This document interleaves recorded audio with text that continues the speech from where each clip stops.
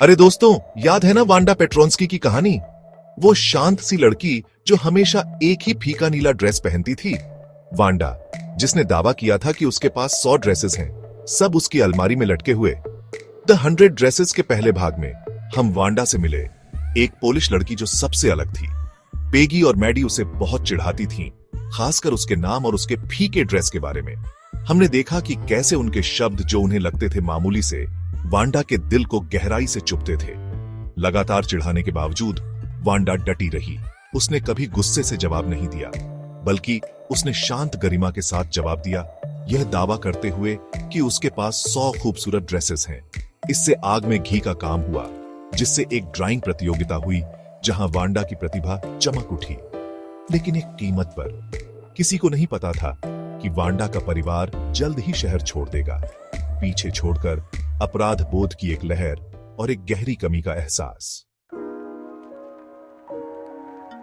Wanda के जाने की खबर हवा में भारी पड़ी हुई थी, खासकर पेगी और मैडी के लिए।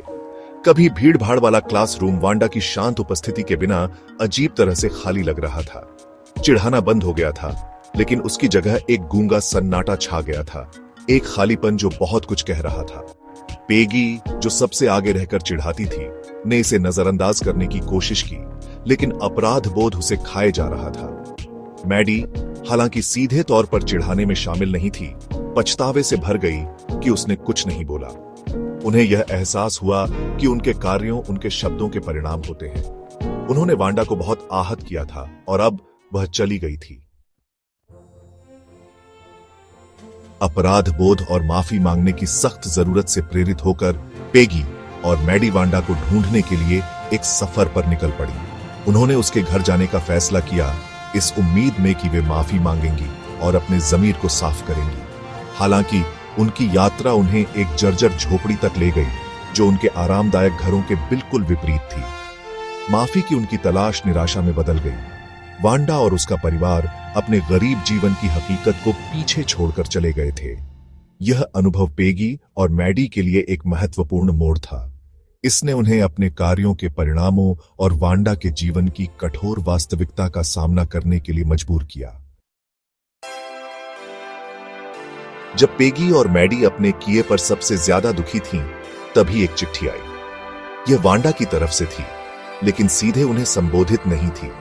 अपनी चिट्ठी में वांडा ने कक्षा में सभी को माफ कर दिया, यहां तक कि यह भी लिखा कि पेगी और मैडी उसके चित्र ले सकती है।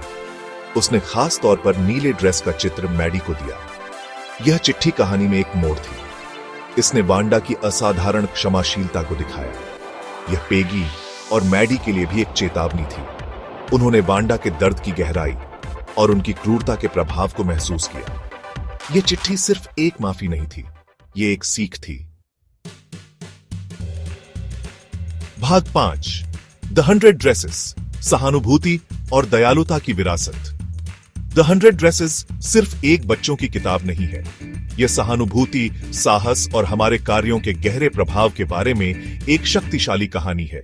यह हमें दिखावे से परे देखना, अपने मतभेदों को अपनाना और जो सही है उसके लिए खड़े होना सिखाती है। वांडा की कहानी हमें याद दिलाती है कि शब्द शारीरिक दर्द की तरह गहरा घाव कर सकते हैं। यह हमारे मतभेदों के बावजूद एक दूसरे के साथ दया और सम्मान से पेश आने के महत्व पर प्रकाश डालती है। यह उस साहस को भी रेखांकित करती है जो अलग होने, अकेले खड़े होने और विपत्ति का सामना अनुग्रह और गरिमा के साथ करने में लगता है।